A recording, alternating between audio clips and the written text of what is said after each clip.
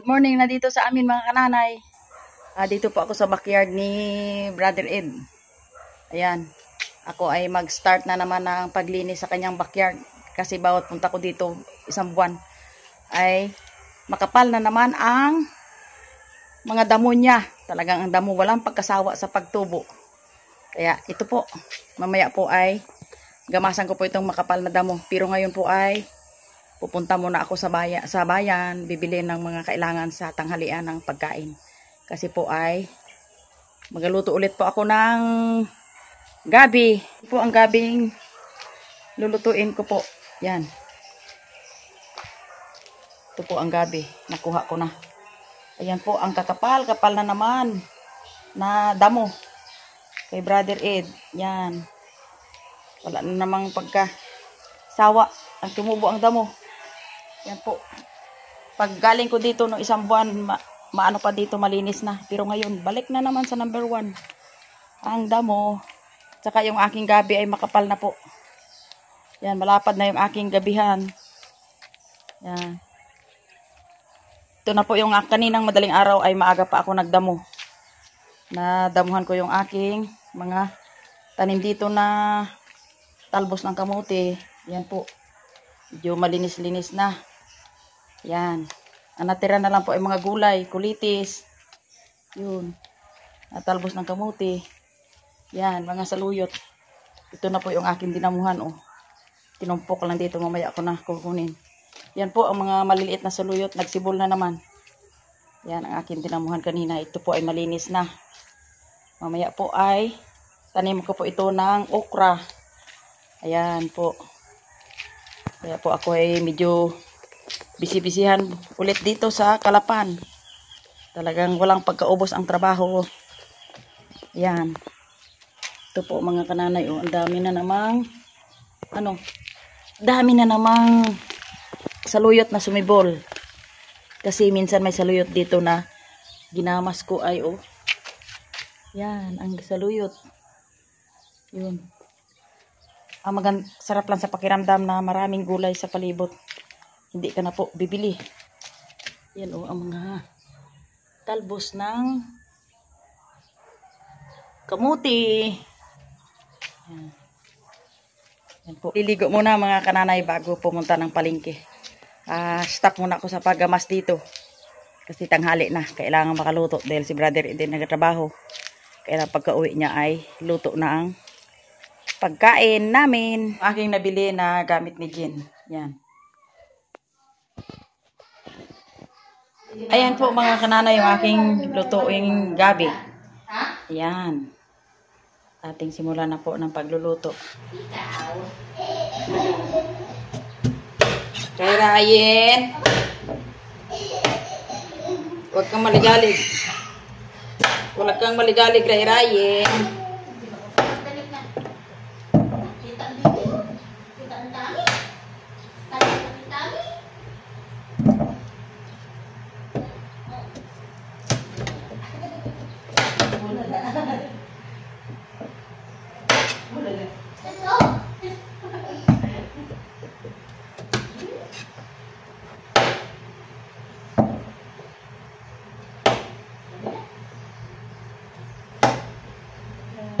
Sorry, my love. Lagyan po natin ng asin para maganda ang luto niya. Yan. Yan ang sinasabing I'm sorry, my love, if I broken your heart last night. Ba? I beg of you to forgive me.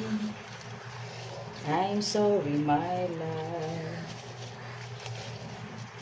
Yan ang mga 1970s na kanta.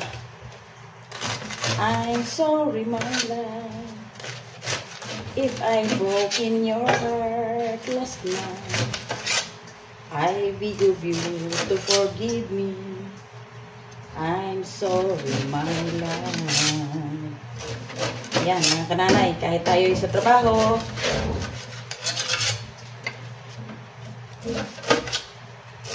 basta relax lang po ang ating isip. Happy tayo. Walang problema sa buhay. Ito po mga kanay at nilagay ko na po yung aking gabi. Yan.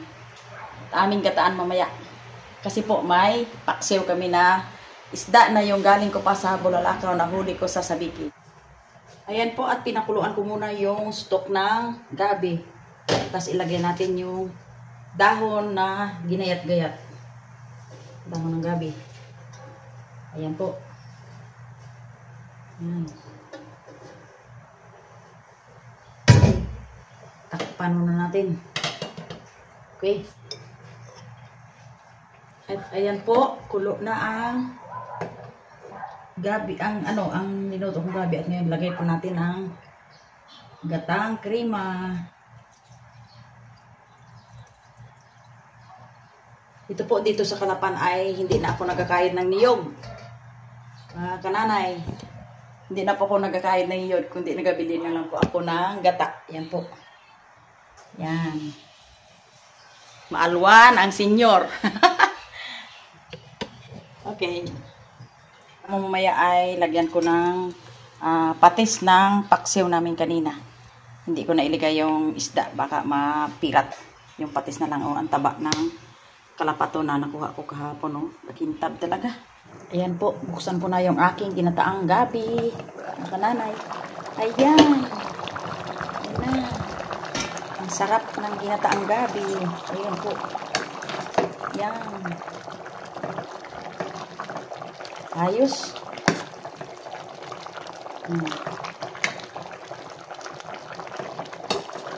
Maya, luto na. At hintayin na lang sana Brother Ed at kakain na kami. Yan. Ay, nari. Ayan po mga kananay, ay gutom na ang Pilipino. Yan. Kain po tayo mga kananay. Ito po yung aking gabi. Ang sarap ng gabi na niluto namin. Okay, kain na. Say, tikman mong gabi ko, masarap. Napo na. Thank you, Lord. Maganda, sabi ni Miri, maganda daw ang kwan. Ang ano? Maganda daw ang laman ng gabi. Yan. Alak. Sabuay, sabuay. Mahal lang gali ang ano, no? Niyog? Ang gata? Wala. Sandaan na Ayun, ang kilo? Ate Mary. Ate Mary. Sandaan na? Doon kay Ate Mary. Grabe. Sarap!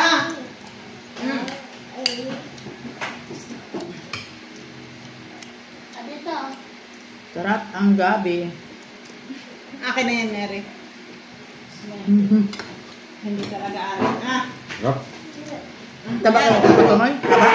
Ang sarap ito, taba. Yan ka na lang din mo, Mary. Kaya po tayo mga kananay. Sarap ng aming ulam. Tuloy-tuloy lang ako dito. Ang madali. Ito madali. Palis ka agad. Karating lang, palis ka ulit. Kabisi-bisihan po ang mga empleyado.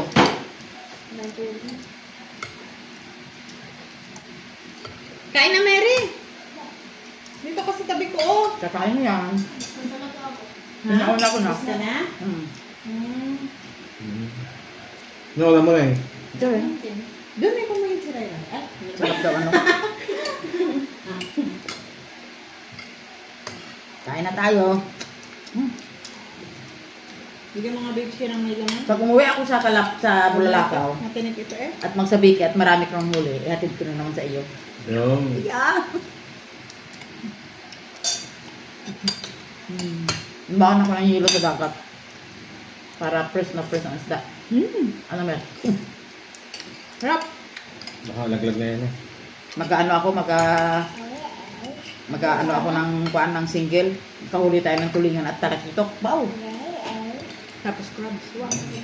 Crab. Laglag. Oh, sige. Ang galing yan, malalaglag yan eh. Ito lang taas. Lalaglag yan. Rayin. Kain tayo, Ray.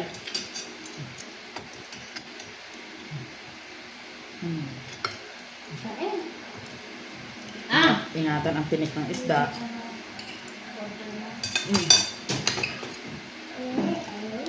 Egg. Hindi tayo marunong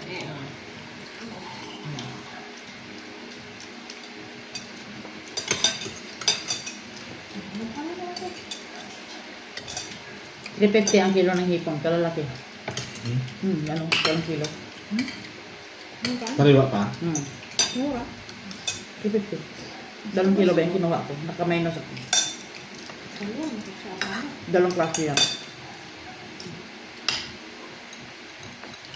Ayan po mga kananay. Bye-bye. Bye-bye na lang. Baka yung aming Disney princess. Oh, yun o. Yan. Ka-message yun. Kakuha ng ulam. Let's go! Yan. Ano, bebe? Kain ka, bebe? Ayaw nga. Ayaw mo na? Okay. Thanks for watching. Like and subscribe my channel. Ayan. Like and subscribe mga kananay. Like, Sabi ni ayan, Ryan. bebe. Like and subscribe. Okay. Alright. Yan. Yun.